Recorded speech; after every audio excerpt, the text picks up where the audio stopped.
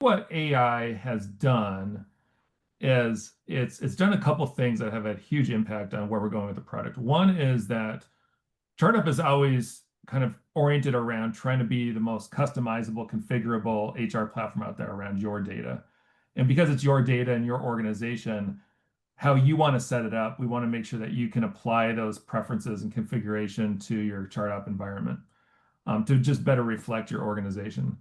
But that takes a lot of configuration options that are potentially around different parts of the interface, and that can be a little challenging or overwhelming. And AI has kind of taken the edge off of that complexity and allowed our users to kind of explain or request certain kind of updates or changes or configuration through just plain language.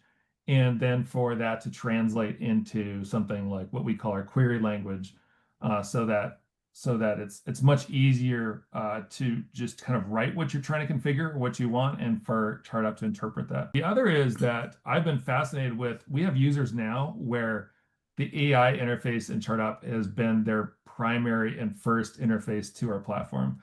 So it's no longer people that have learned the UI and learned where to find things and navigate, and AI is this nice companion on the side.